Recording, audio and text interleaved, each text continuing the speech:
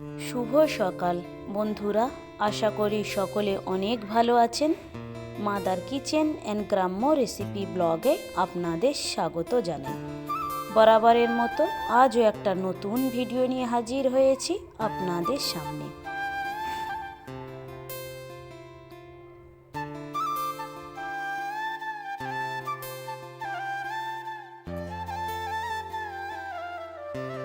ওরা স্কুলে চলে গেলে আমি রান্নাটা শুরু করে দিই। বাড়িতে মাছ মাংস কিছুই নেই, কোনো চিন্তা নেই, তাহলে দোকান থেকে তাড়াতাড়ি করে একটু সয়াবিন কিনে আনবেন আর এইভাবে বানিয়ে নেবেন সয়াবিনের রেসিপি। চলুন কিভাবে করি আপনারা পুরো ভিডিওটা দেখতে থাকুন। প্রথমেই আমি জলটাকে ভালো করে ফুটিয়ে নিয়ে সয়াবিনে ঢেলে দিয়েছি। আধা ঘন্টার মতো আমি সয়াবিনটা ভিজিয়ে রেখেছিলাম। আধা ঘন্টা পরে আমি সয়াবিনগুলো এইভাবে দু হাতে চেপে চেপে জলগুলো ঝরিয়ে তুলে নিচ্ছি।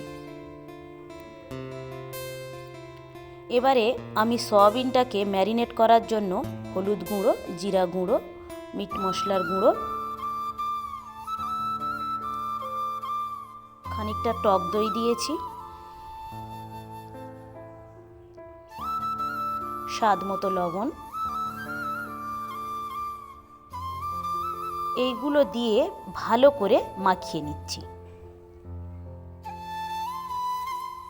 ভালো করে মাখানো হয়ে গেলে এটাকেও আপনার আধা ঘন্টার জন্য রেস্টে রেখে দেবেন।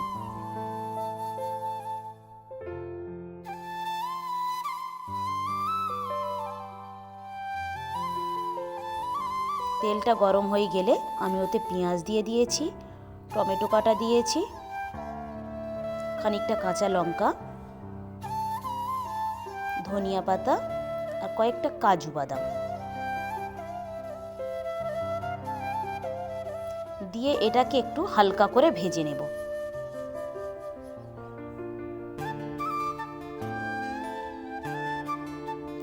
আদা এবং রসুন বাটা দিয়েছি খানিকটা, দিয়ে আবার একটু ভালো করে নাড়াচাড়া করে নিচ্ছি।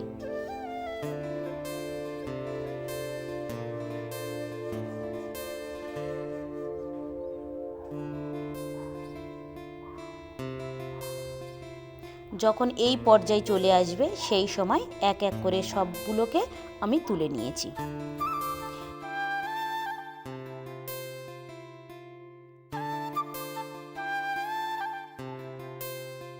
এবার ওই মশলাটা আমি ব্লেন্ডারে বেটে নেব।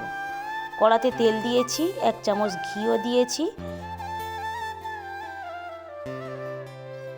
ঘিটা গরম হয়ে যেতেই দুটো শুকনো লঙ্কার ফোড়ন দিয়েছি আর খানিকটা গোটা জিরের ফোড়ন দিয়েছি। এবারে ম্যারিনেট করা যে সয়াবিনগুলো ছিল সেইগুলো দিয়ে দিয়েছি।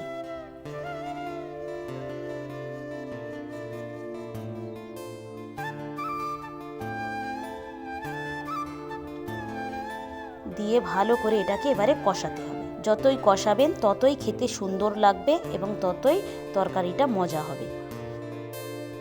এবারে সেই ভাজা মশলাগুলো সয়াবিনে দিয়ে ভালো করে এবারে কষিয়ে নেব।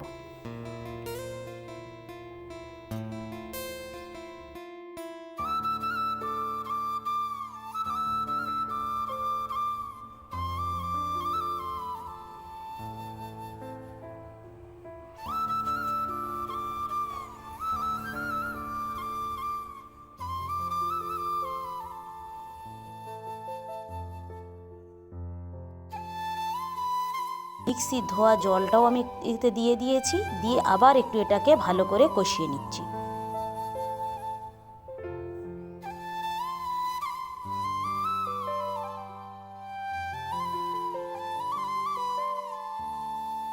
উপর থেকে একটু গুঁড়ো লঙ্কা দিয়ে দিয়েছি, দিয়ে আবার একটু এটাকে ভালো করে মাখিয়ে নিচ্ছি।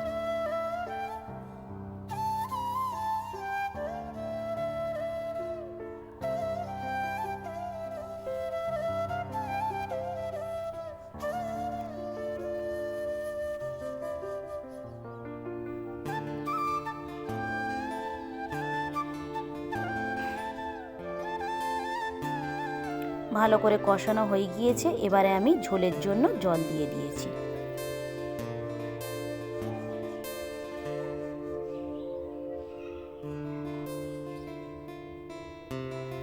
এবার আমি এটাকে একটা ঢাকায় ঢেকে দেব।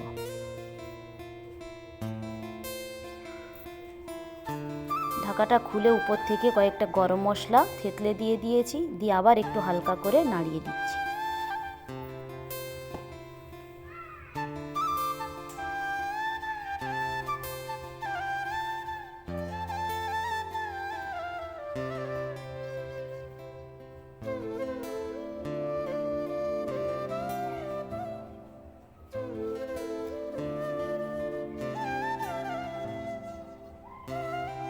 আমার রান্না কমপ্লিট হয়ে গিয়েছে। আমি ঠিক এরকমই ঝোল রেখেছি, আপনারা চাইলে বেশি এবং কম করে রাখতে পারেন। ভিডিওটা তাহলে এখানেই শেষ করছি। ভালো থাকবেন, সুস্থ থাকবেন, আর ব্লগটি কেমন লাগলো অবশ্যই জানাবেন। ভালো লাগলে একটা সাবস্ক্রাইব করে দেবেন। দেখা হবে পরবর্তী ব্লগে।